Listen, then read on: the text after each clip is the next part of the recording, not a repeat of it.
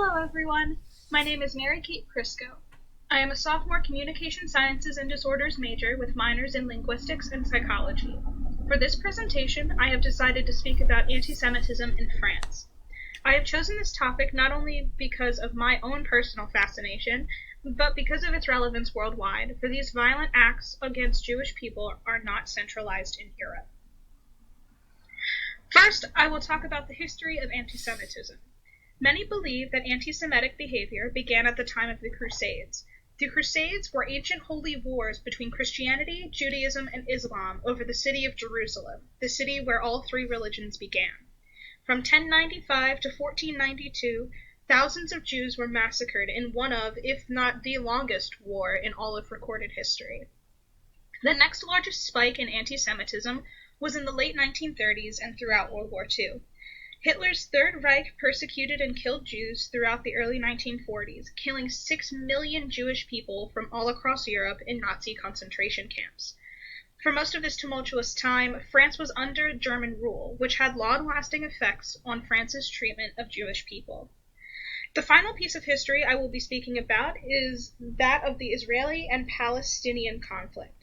When European Jews were given Israel as a safe state after World War II, the Palestinians, mainly a Muslim population, fought with Israeli Jews to reclaim their land. But that was then. What about now? In today's world, a wave of new anti-Semitism has taken hold in France, and research attributes this rise to the growing Muslim population in France. Many of these new Muslim immigrants come from war-torn areas in the Middle East, such as Palestine, and may have hard feelings towards French Jews because of the conflict in their home countries.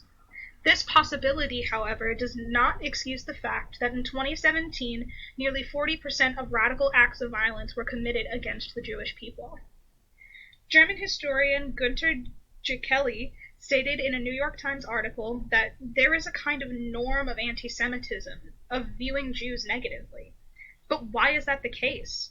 Is it just old habits resurfacing? More likely than not, it's due to spikes in the Israeli-Palestinian conflict, whose shockwaves cross borders throughout all of Europe and the Middle East.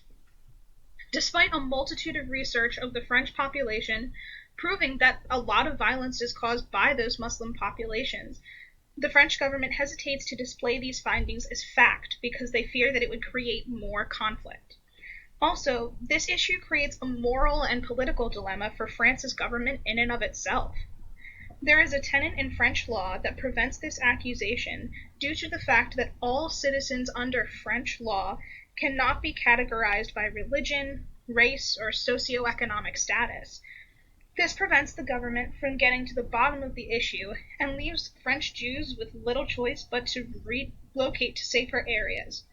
Jerome Fourquet speaks on this, saying, "All the politicians speak of living together, and yet instead we have de facto groups based on culture and community.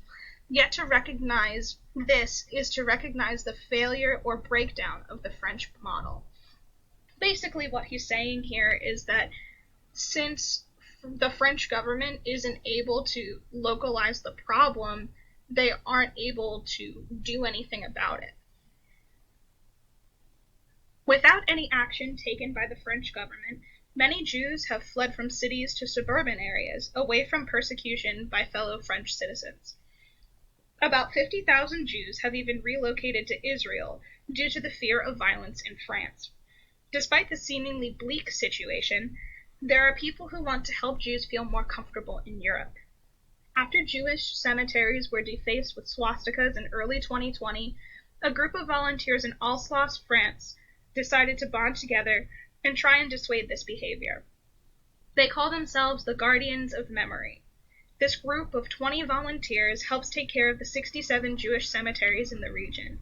Although they are aware that they are a small group, the impact that they have on the community is what matters the most. Let's hope that one day oppression ends and that people treat each other with the compassion and dignity that they deserve. Thank you.